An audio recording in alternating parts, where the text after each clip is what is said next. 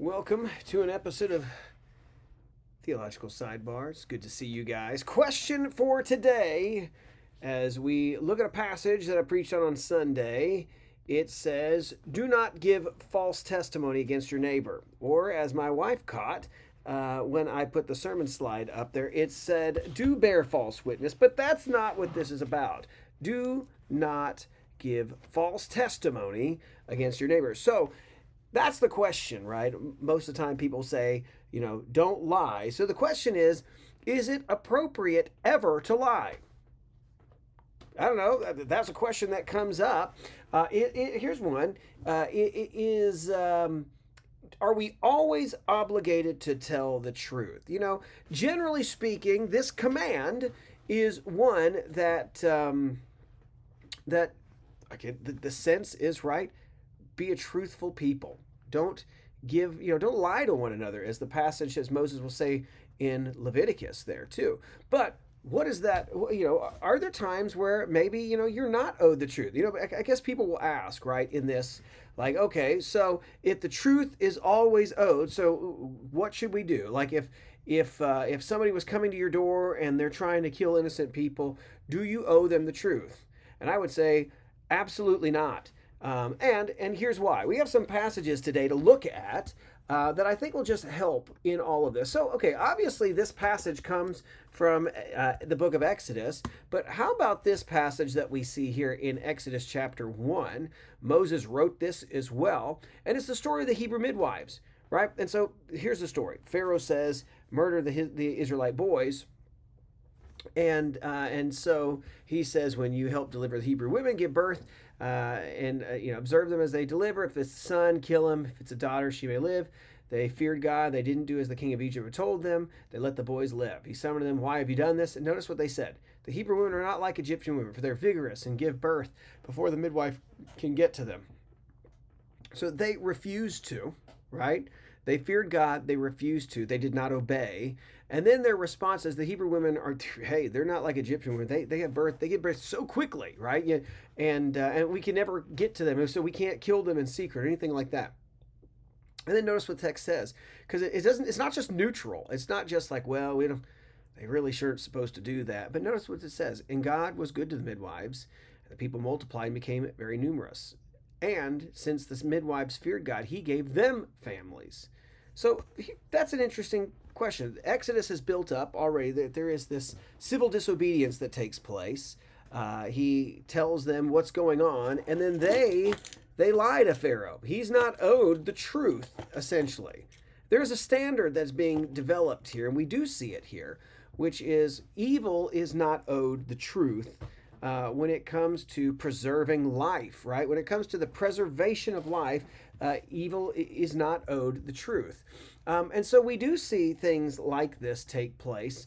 Here's another one where Saul is out to get David, and the people ask him, what's going on, and he says, hey, I'm on a mission. He gave me this mission. And then he's like, hey, I need bread. And so there's this story of David fleeing Saul, and he doesn't give out the information. He does not give especially because what you find out is a little bit later in this passage is there's already Saul's people there already. So David's not, it's not like there's this private conversation of, oh, hold on, let me tell you, I'm really fleeing from Saul. He's trying to kill me. Like, there's people all around. And so publicly, he does not make this proclamation because him and his life and the men who are around him, their lives are at stake.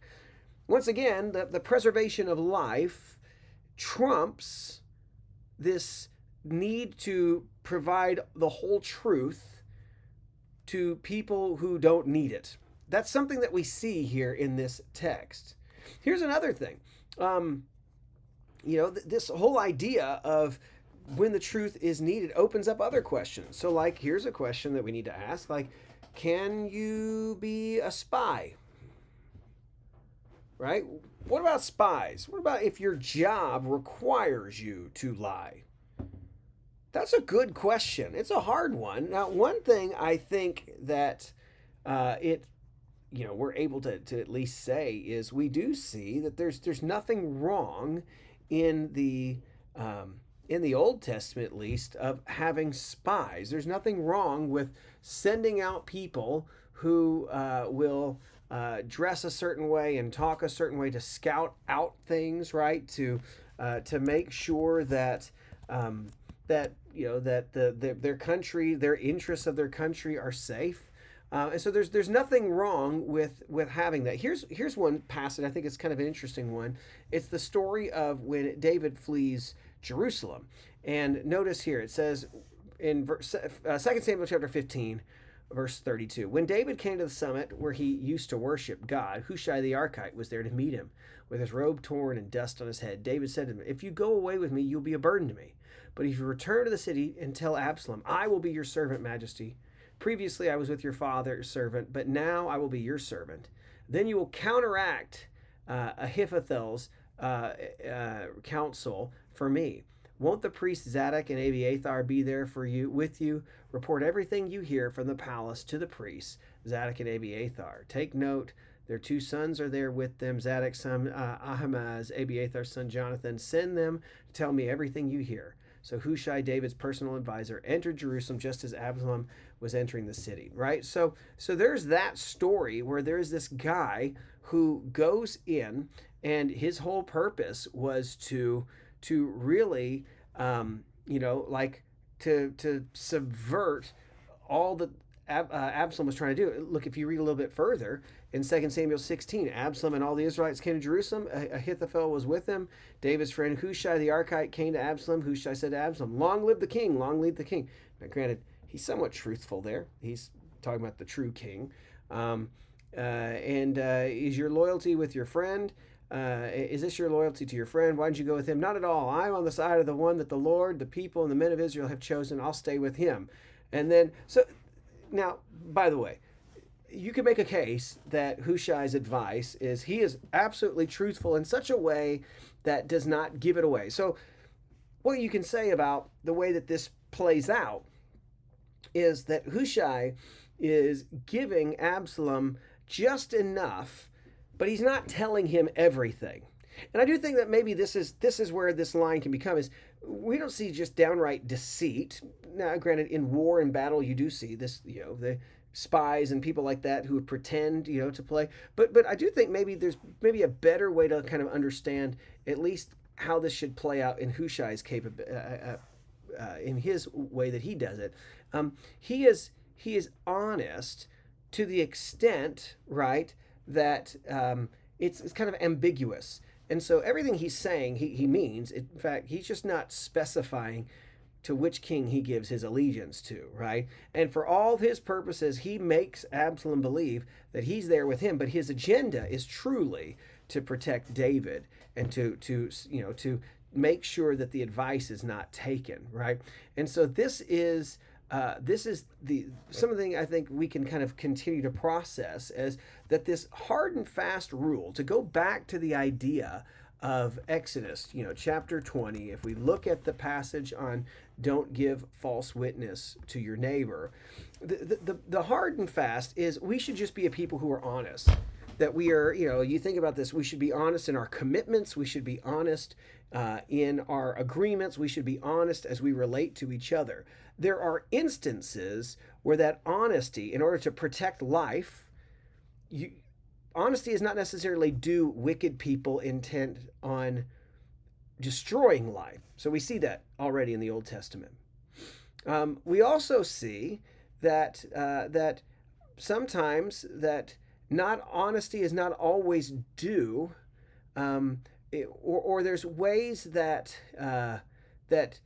you can be truthful but not give the full truth in order to preserve life, in order to preserve and to further the cause of the righteous. Meaning that these are not just blanket deceit, but there's such a way that not everything is given in order to then continue the mission, right? They don't need to know every single detail of everything. They only need to know enough. But I would imagine, though, even in this case too, that had they asked him, he would say that he was with them, not giving up David the whole time. Anyways, all I thought was there were some interesting questions that came up this week of how does this play out? And I do think this passage has implications. I think has major implications for everyday life. But there are some instances where you just begin to see, like, okay, what about preservation of life? Yes, we already see the Old Testament speak to that. What about in battle and wartime? We already see it speak to that as well. So I think there's some cases where we understand that even in the commandments given, it was never meant to be this. You can never you must always, even if it means you're going to have people die, you got to always be truthful. Like, no, I'm sorry. There are levels to this. Even Jesus talks about like the levels of what is more important when it comes to preservation of life, right? Jesus talks about that story with David, right?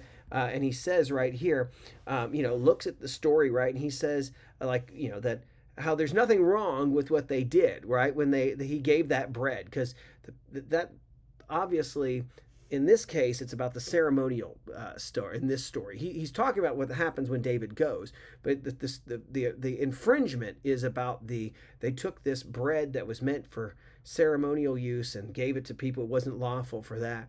And then Jesus says, the Sabbath is made for man, not man for the Sabbath, meaning that sometimes other laws trump other things, right? So you will see in this capacity, though, with the story, right? It's a good thing that David preserves the life of his men. It's a good thing that his people are taken care of.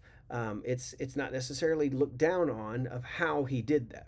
That being said, let me just caution: this is not a passage. This is not a video for you to say, all right, there's places where I can lie and I'm going to look for that. No. Like, once again, honesty is in all cases. If you come to a place where life is on the line, then I'd say you probably don't know an evil, wicked person the truth. Okay, let's just go with that, right? There's some caveats to this. I think that's about it. I think that's all I want to talk about for today. So I hope that's helpful. I hope that's that we just be able to process this a little better. Okay, that's all I got for now. I'll talk to you guys later. Thanks for watching. Hey, make sure you like, subscribe. Talk to you later. Bye-bye.